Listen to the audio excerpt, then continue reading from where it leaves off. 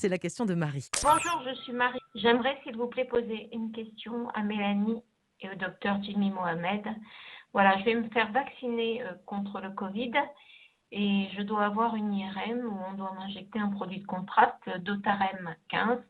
Et j'aimerais savoir s'il n'y a pas de problème à quelques jours d'intervalle d'avoir et le vaccin, la première injection, et le produit injecté de contraste.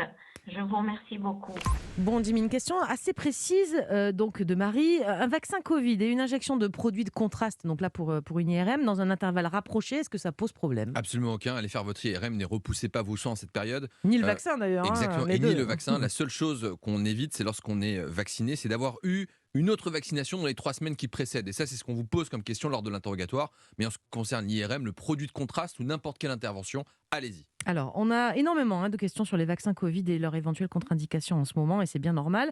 Il y a des médicaments qu'on peut prendre pour autre chose, hein, ça revient souvent dans les questions, qui font pas bon ménage avec cette vaccination. Là, elle nous parlait d'un produit de contraste qui n'est pas un médicament, mais est-ce qu'il y a des médicaments qu'il faut arrêter avant de se faire vacciner? D'une façon générale, n'arrêtez jamais vos traitements avec ou Tout sans seul déjà, vaccination. jamais, sans avis Et médical, pour le ouais. vaccin contre le Covid, c'est vrai qu'il y a beaucoup de questions pour un vaccin qui est finalement assez simple et assez classique. Et donc, n'arrêtez pas vos traitements. Il n'y a aucune interaction. La seule chose, c'est certains patients vont avoir des traitements très particuliers avec des immunoglobulines. Et dans ces cas-là, il faut respecter un intervalle entre l'injection d'immunoglobulines et la vaccination. Mais là, c'est le médecin spécialiste qui vous en réfère et qui vous dit attention, si possible, au bout de 15 jours. Mais pour le reste, l'hypertension, le diabète, le cholestérol, tout ce que Toutes les vous maladies voulez, chroniques assez faites-vous fréquentes, on va vacciner. C'est dire. la Ouais. seule façon de se protéger. Alors j'en profite parce qu'on a reçu plusieurs questions sur les antécédents de thrombose aussi et le vaccin AstraZeneca.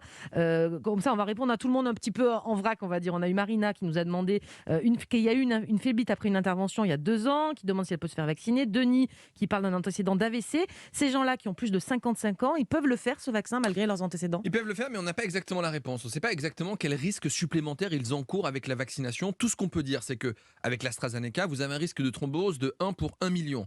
C'est quasiment autant que d'être C'est tout frappé petit, par tout la petit, foudre. ouais. Et à l'inverse, si jamais vous avez le coronavirus et que vous avez plus de 65 ans, eh bien vous avez une chance sur 100 d'en décéder. Donc ça vous permet un peu de remettre les choses en perspective.